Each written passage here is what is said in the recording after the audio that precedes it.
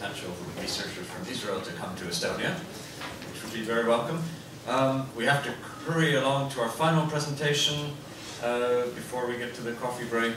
Now we come to our youngest presenter, Põldsam from the University of Tartu, who will talk about Jewish studies in Tartu, past and present.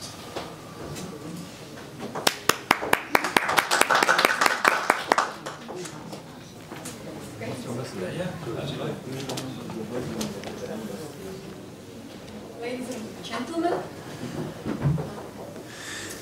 I might make it very short. We have heard most of the past and the present is vague.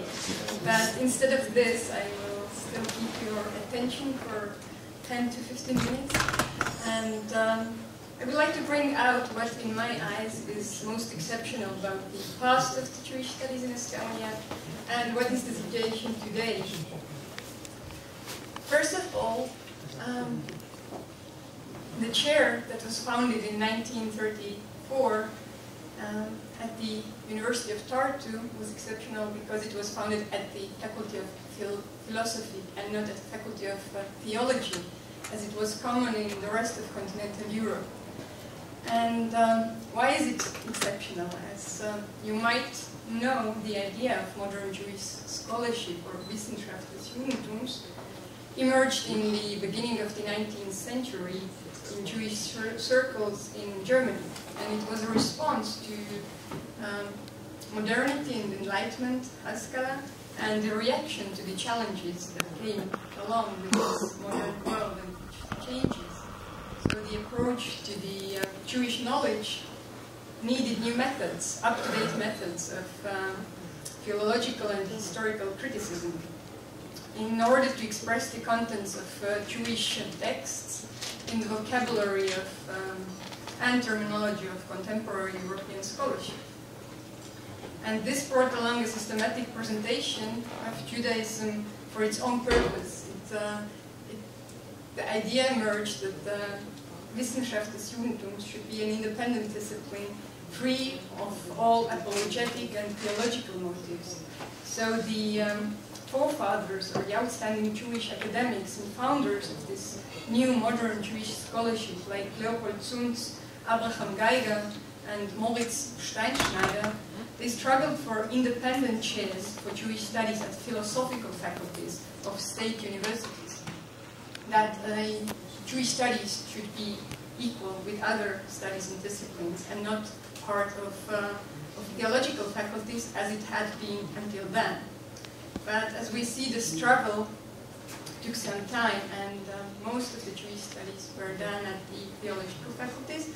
And there they were rather a complementary subject to help theologians to understand Christianity in its early beginnings and the lifetime of Jesus, or for knowing better how to missionize Jews, or Judenmission.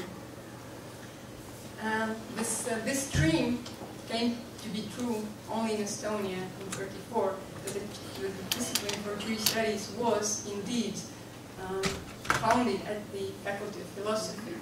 But at first, when the idea came along, it was also meant to be at the theological faculty. And the theological faculty in Estonia had been a platform for dealing with Jewish literature and Old Testament and, of course, Hebrew language for a very long time, since almost from its beginnings in 1632, when Petrus Schomerus was the first one to teach biblical Hebrew there.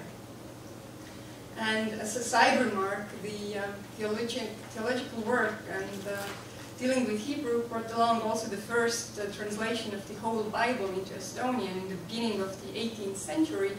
And since then, also for many Estonians, probably they don't know when they speak, some words and expressions that are directly translated from Hebrew are common also today. When people say that something is tühi töö ja vaimu närimine, they actually use the words of Kohelet, who said that all is vanity and striving after wind. Or when we talk about mess, we say tohu vabohu. And when we see a big, weird bird, we call it Jaanalind, tzipor jaana, because we didn't have any correct word for this. So the influence is also seen in everyday life.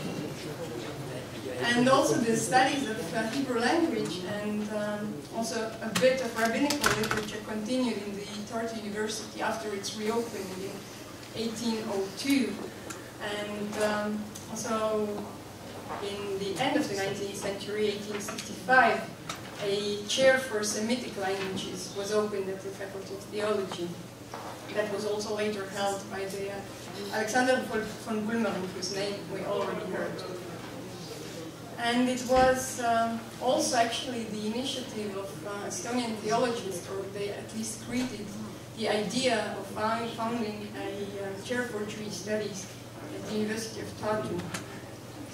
It came along with the new situation of independent Estonia, cultural autonomy of Jews, and Jewish education. The little Jewish community in Estonia between two world wars needed actually teachers, educators, and there was a need to school these educators. So initially the idea was to create the chair for Jewish studies in order to teach teachers, not only for Estonia but all the Baltic region. And probably one of the initiators for this was the head of the Jewish school in Tartu, Yankel Noder, who also in the years 1929 to 1932 gave pro bono lectures in New Hebrew and literature, meaning rabbinical literature, at the Faculty of Theology. And he had, during these years, 2 to 6 students. And it is the same time when the idea emerged to create an independent chair, and the Society for Promoting Jewish Studies at the University of Tartu was founded in 1930. This idea was supported by the theologians. Also the dean of the theological faculty, Hugo Bernhard Rahamägi, was later thanked by the Jewish community for his support. During the process, the idea was redesigned, and people who were dealing with this came to the idea that it should be not at the theological faculty, but at the philological, faculty for philosophy, sorry. And just trying to keep up the speed in order to manage to say all of them. I'm trying to bring over in this short time.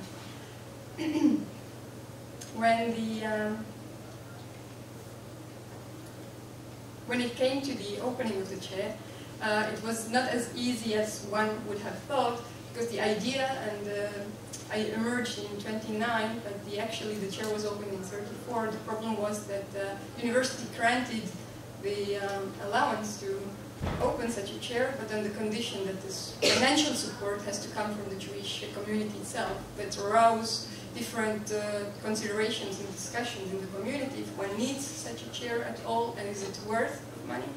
And this is when this community turned to the broader Jewish community in all Europe. And as we heard, Albert Einstein, Leo Beck, Simon Tubnov, and other very famous Jewish scholars turned to Estonian representatives of the University of Tartu with their support. For example, Berlin Committee of Friends of Chair for Jewish Studies in the University of Tartu was founded.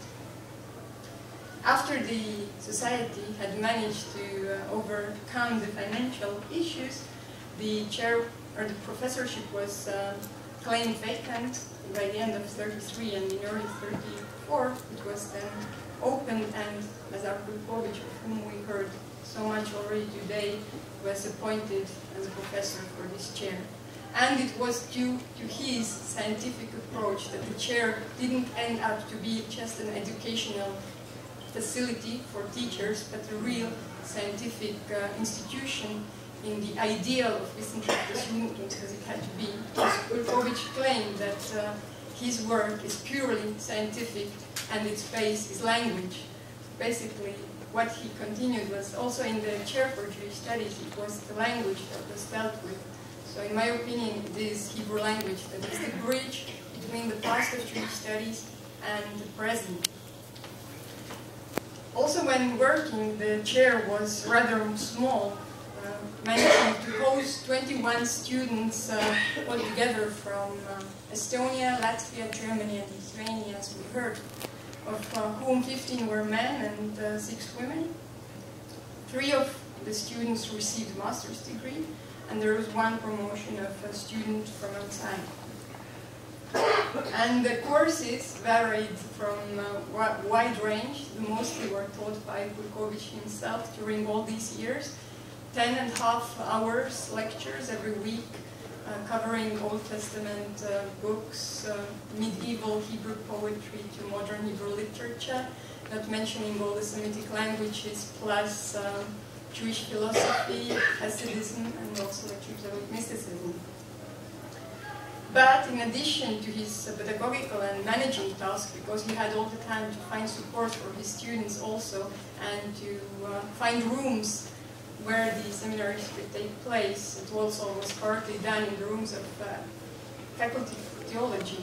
And the library of the Chair for Jewish Studies was also in the rooms of Faculty of Theology. And also, of course, Burkovic was working together, and he knew Burkovic very well. He was at the time professor for Hebrew simplistic languages at the faculty. So, in spite of this hard work, he managed to follow his stream of research and science, and what was left over from his life that was interrupted so suddenly were 24 monographies and articles, and in addition 5 unpublished manuscripts in which Burkovic formulated his ideas about language, Judaism, philosophy, religion, and history. And as we've heard already a lot about his love for language and his fascination for it, I wouldn't stop on it anymore. If anybody is interested, just please come and ask later. But what I would like to press is that when the chair was closed in 1940,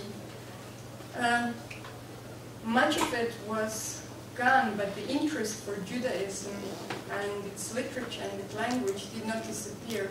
It was the same people who had learned Hebrew among other languages. As we see, the carriers of Jewish studies in Estonia were also people who knew a lot of languages, like Kumasin, who knew over 60 languages, Paul Ariste, who also knew many languages, Bent Nurmegen, Walter Andersen, and many others. So the continuation, the dealing with Hebrew language, learning it and teaching it continued. And in this connection, I would like to mention, already mentioned Paul Ariste, that I said, that was actually a folklorist and philologist who just happened to learn Yiddish from his schoolmates for his own interest. He was a fluent Yiddish speaker, and he also wrote 2 articles in Yiddish. And he was the only non-Jewish representative of Jewish community at the first international conference for Jewish culture, Altweltliche Jiddische Kulturkongress. He was sent there by the Jewish community of Tartu to represent them. And he also managed to gather a lot of information, folkloristic information about the Jewish community, about the Yiddish. Sorry. And at the same time, he collected information, folklore, about what Estonians think about Jews, who is Jew in Estonian folklore. And a similar presentation by his teacher and colleague, Oskar Looritz, has also been translated into Hebrew. It appeared in 1957 in journal Yeda Am. So who is interested about what Estonians think about Jews, just should find this nice article.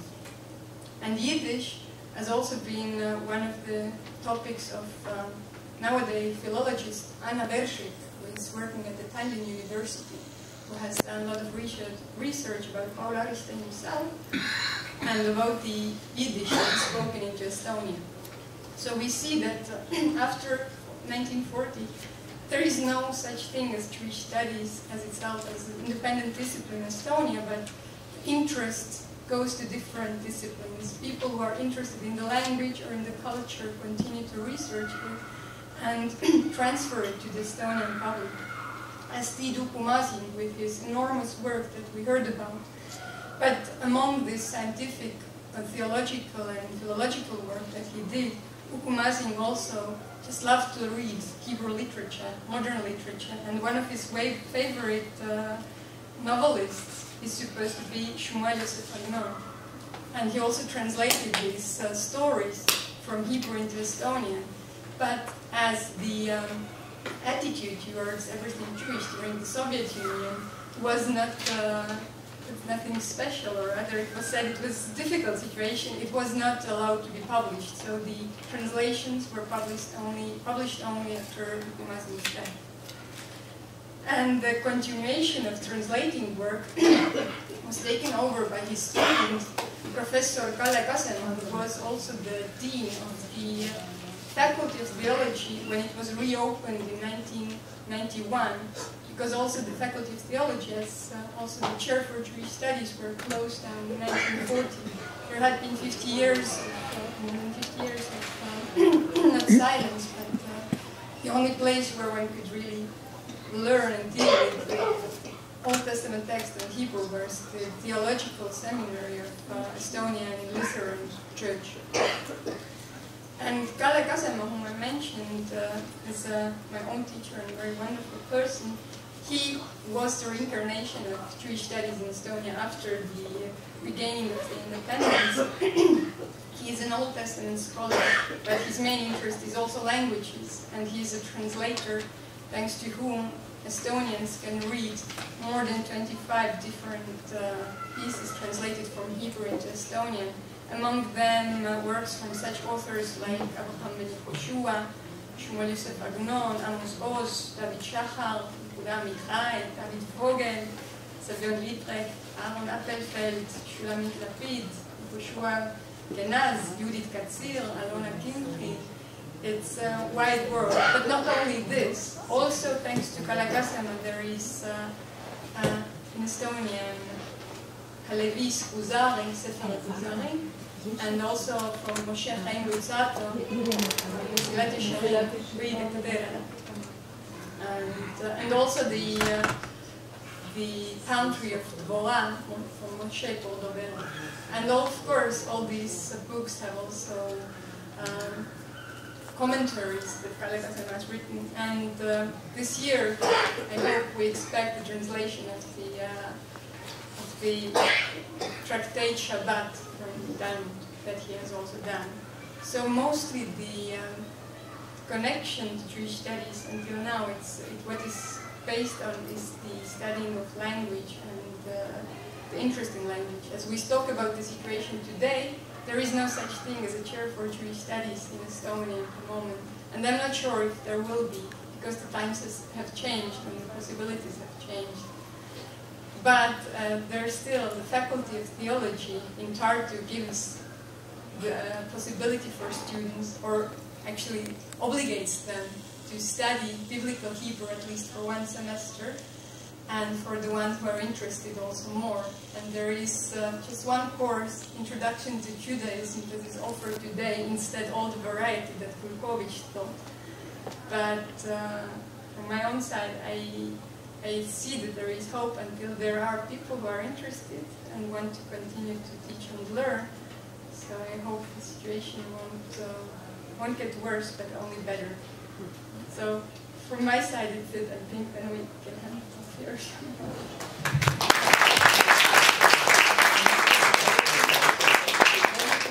Thank you, Anna. I think that we'll actually have to